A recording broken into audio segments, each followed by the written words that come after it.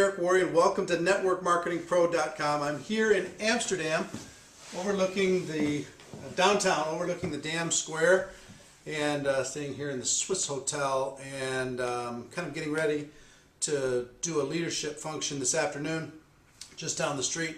But did want to provide you with this Friday's edition of, we've started this series of what advice would you give to a younger version of yourself? And today is a really important one. It's the reason why I put it on Friday. Friday's our most watched show of the entire week. So I want you to get this information. So if I was able to go back in time and look myself in the eye, luckily for me, is I was able to get this advice fairly early. I mean, I got this advice when I was probably 25, 26. I've used it to good effect. Some parts of my life, other parts of my life, I've forgotten pieces of this. And I'm going to take a little bit of time today to talk about it because it's so important. And I'll tell you, if you're not able to watch the whole program, I hope you can come back and watch the whole program later because it's that important. And here's the advice. I would grab myself by the sides of the face and I would say this. The people that you spend time with are going to have more of an impact on your life than you could possibly imagine. Positive or negative. The people you spend personal time with are going to have just a massive impact on your life. It's what Jim Rohn calls the laws of association. The laws of association say this. You're going to become the average of the 5 people you spend the most time with. Positive or negative, you're going to become the average of the 5 people you spend the most time with. And if you want to test to find out if that's even real in your life, take income, for example. Take the 5 people you spend the most time with right now, add up what you think their income is, divide by 5, and see where you land. It's likely that you're going to be in the middle of that average of 5 people. Now, here's the thing that happens when we were talking about influence. When you start spending time with other people, you start talking how they talk, thinking how they think, doing what they do, eating what they eat, reading what they read, going where they go, spending time where they spend time, developing yourself as they're developing themselves. That's and I will tell you, in examining that process, it was a scary thing for me when I first took a look at it because I was a $5 an hour person, really. So guess what I was hanging out with? $5 an hour people. And Jim Rohn said, look, as you examine this aspect of your life, this aspect of who are you spending time with, who are you allowing to influence you, you basically have 3 options if you want to improve that. Number one, in 3 questions to ask, this Jim Rohn's. 1, who am I around? 2, what are they doing to me? Where do they have me going, doing, seeing, reading, thinking, whatever? How do they have me talking? And 3, is that okay? Is that okay? For you, you might say, you know what, that's okay. I don't mind that. I'll take that. And that's fine. I'm not judging you. But what I will say is this. If it's not okay with you, he had 3 suggestions. Suggestion number 1 is to limit your association with negative people. Instead of spending 2 hours with somebody who is not taking you in the direction of your dreams, spend 2 minutes with them. Instead of spending 2 days with them, spend 2 hours with them. There are some people early on especially that in just a few minutes, I'd be having a great day, positive day, and in just a few minutes, they would totally have me in a negative state of mind. They'd have me cynical and sarcastic. They'd have me making fun of whoever they were making fun of. And they were just unbelievably influential on my life. So I had to learn how to limit my association with that group of people. And I did that on a massive scale. And you don't need to tell anybody, hey, I'm limiting my association with you. What you do need to do, however, is get busy in other directions and just don't have as much time as you normally do. with negative influence. Now understand, some of the negative influence isn't going to be purposefully negative to you. They aren't trying to destroy your life consciously, but what I will tell you is take a look at the effect that they're having on your life, and if it's a negative effect, or if they're not bringing you in a positive direction, if they're keeping you frozen in time and not expanding and growing yourself, then you need to consider limiting your association with them. That's number one.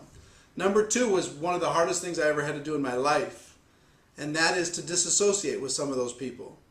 How many movies do you need to see where somebody's with another person, they're a bad influence, and you keep saying to that person, get away from that person because they're destroying your life? How many times, how many movies do you have to see? Well, you're in your own movie.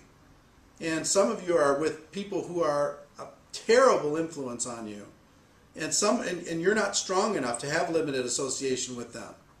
You're going to need to disassociate. And I will tell you, this isn't something to take lightly, but it's not something to walk away from either. You might feel like, well, gosh, how can I just do that? You have a choice in every aspect of your life to either live your life or spend your time kind of managing the people around you and letting them live your life for you. So disassociating is a powerful but sometimes important aspect. And I will tell you what I did. I disassociated with some people for a period of time until I got strong enough to be able to have limited association with them without losing all my growth. So limited association was number one, and disassociating was number two.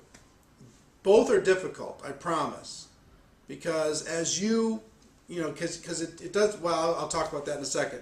It doesn't just happen once. It happens over and over and over again as you grow and expand in your life.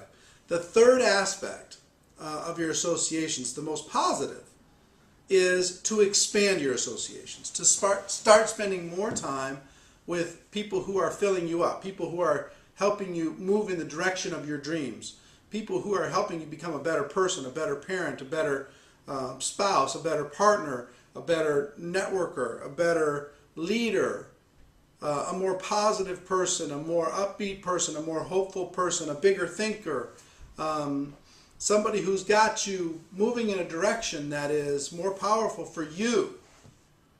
And I'll tell you, it's a challenge because as you're expanding, so what does that say? It says you have to find a way to get around more powerful people than you. And at the beginning, it's tough. And you know why it's tough? It was especially tough for me. It's tough because if you're trying to get around with somebody who is more successful than you, buy them lunch, hang out with them, do whatever, become their friend, you know what they're trying to do? They're trying to limit their association with you. They know about the laws of association. They know what happens when they allow somebody of lesser influence into their group. It changes the average, usually to their negative. So you're going to have to get creative in order to be able to do this in small chunks of time at first, and then expanding that into larger chunks of time as you become more valuable. So some people will look at their 5 and say, no, I'm at the top of my 5, so I'm in good shape. Here's what I will tell you. If you're at the top end of the 5 that you're spending the most time with, as far as income, success, whatever, be afraid. Because what has to happen? You have to become decreased based upon the group of people that you're around. Feed your ego, you have an entourage, right? But it will not feed your life. It will not feed your ability to grow. Well, you know where you want to be? At the very bottom. The very bottom of those 5, and have them pull you up. Have them help you develop skills. Have them remind you what is possible in your life. Have them have you thinking different and doing things different and carrying yourself different. Have them inspire you to do more and pull you up. Now, I will tell you this. Remember I said it happens over and over and over?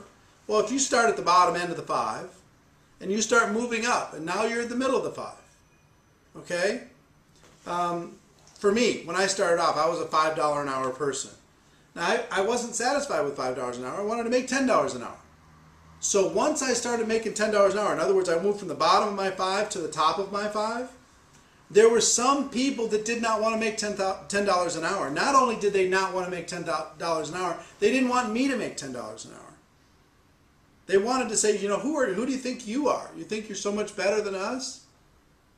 Right? And they, in 1,000 ways, tried to influence me against moving forward with my life. It's the same person who, let's say they have a drinking problem. Thank God that's never been an issue for me. But let's say they had a drinking problem and they went into their friends. And where are they going to find their friends? Typically in a bar, someplace where they're having a drink, and they say, guys, gals, I'm not, I've decided that I'm not going to drink anymore. We can still hang out, but I'm not going to drink anymore. What are those people going to say? They're going to say, well, that's fine. I get it. Let me buy you a drink. They're going to try everything they can to keep you in their environment so they feel better about themselves. And if you decided, law of association, to not drink but to spend your time in the bar with your old friends and stay there, not drinking, just drinking water, drinking soda, drinking coffee, how long do you think you'd last? If you had a drinking problem, you wouldn't last very long. So that's what the laws of association will do. You have to change your environment. You have to change your associations if you want to change your life. So anyway, so I get to $10 an hour. What do I have to do in order to be able to get to 20? I have to put myself at the bottom end of the next 5 people that I'm spending time with. That sounds harsh, right? Well, how many years would you allow yourself to stay in the 4th grade? Or you allow your child to stay in the 4th grade? Just one, right? Well, what if everybody in the 4th grade just wanted to stay, and the school system and the teachers and everybody else encouraged everybody to stay in the 4th grade and you wanted to go to the 5th? Yes, it's difficult. Yes, it's hard, but that's called life and growing pains and growing up. You have to make the choice to move forward. Now, are you leaving people behind? I don't believe that that's the way you need to look at it. You are moving forward. They are staying behind on their own choice. They chose to stay in the 4th grade. They chose to stay at $5 an hour. You chose to move to 10, which is the natural evolution of life. Take a look at a tree. It continues to grow, grow, grow as far as it can. That's what we do. We continue to grow as far as we can. Now this, I'm using money as an example, but you could use this as far as being a better parent, being a better friend, being a better spouse, being a better whatever, any aspect of your life. So you get to $10 an hour, what do you have to do? You have to find people who are making $12, $15, $20, $30 an hour as part of your 5 in order to be able to move to 20. And then when you do that, guess what? Some of those people that were at 10 with you are not going to want to stay at 10, or are going to want to stay at 10 while you're moving to 20. And you have another separation anxiety issue to deal with.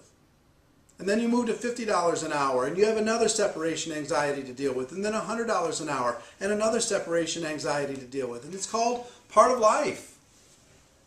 You choose to grow. Not everybody that you spend time with is going to choose to grow. Now, let me give you a piece of advice, and this is the one piece that I would really be careful with if I was to go back 25 years and talk to my early version of myself. Because it sounds harsh to move forward and leave, in your mind, leave other people behind. But here's the advice that I would give. Every 90 days, for the majority of your life, one of the 5 people that you spend time with will change. For the majority of your life. Every 90 days, for the majority of your life, one of those 5 will change. Somebody will move. You'll get a different job. One part of your circle will get married or they'll get divorced, and that'll shake up the dynamics. Something will happen that will impact your group of 5. And when that happens, there's an opening. Usually just the lowest common denominator slips in there. When that happens, choose very carefully who you allow to be the next person in the 5. Very, very carefully. Because it's so unbelievably important. Then 90 days goes by, another opening comes up. Choose very carefully. Now, You can do that. Let's say you do that over 5 years, 5 times 4, it's 20 different times. You're going to have a chance to upgrade and improve the people who are part of your five people you're spending most time with. That will have an unbelievable impact. I used to let that happen by accident. I would seek out a few, and then I would let the vacancies fill in by accident. That was a huge mistake. Now, a couple other things. When it came to my career, there were times when I blanked out, and I had as part of my 5 people who would advance me in my career but weren't advancing me in my life. They were advancing me as a network marketing professional but weren't advancing me in my relationships or my health or anything else. They're advancing me in one part, but they weren't advancing me in other parts. So make sure you're looking at all of that. There might be some people who are toxic in most areas of their life, but they're helpful in one, so you let them stay around, and the impact on the other areas of your life are just too huge. For those of you who are trying to figure your life out, you're trying to figure out this network marketing profession, you're trying to grow your careers, etc. What I will tell you is, at the beginning, even though it's difficult, I will tell you who ended up being part of my 5 when I first started, because I couldn't find a way to get successful people to hang out with me, is Jim Rohn became one of my 5. In my car, I listened to Jim Rohn audio programs over and over and over. He became one of my 5. Books became one of my 5. But audio programs more than anything. People talking in my ear when my hands were busy and my mind was free. Talking in my ear, reminding me, Eric, wake up. Eric, you can do better. Eric, come on. Giving me language. Giving me the ability to communicate to other people differently. That became one of my 5. So what I would encourage you is there's audio programs that can become one of your 5. Network Marketing Pro. My hope is that virtually I can, and the cast of characters that I'll bring onto this program, can become one of your 5. That whispers into your ear every day and lets you know what's possible. Now, some of my 5 I never met, some I had a chance to meet, but I'll tell you the value I got from the relationship was the virtual value. The value I got from listening to Jim Rohn hundreds of times in my car or working out. That became the greatest value for me. So, talked a little bit longer today, but I did it on purpose because this is so wildly important. You have to take charge of your associations. Amateurs let them happen by accident. Professionals put them together on purpose. And they never stop looking for ways to increase and improve their associations. So, ladies and gentlemen, my wish for you is that you'll improve your associations, you'll stay conscious with it, and that you'll decide to become a network marketing professional, that you decide to go pro. Ladies and gentlemen, we do in fact have a better way. Now let's go tell the world. I'll see you next time. Have a great day. Bye-bye.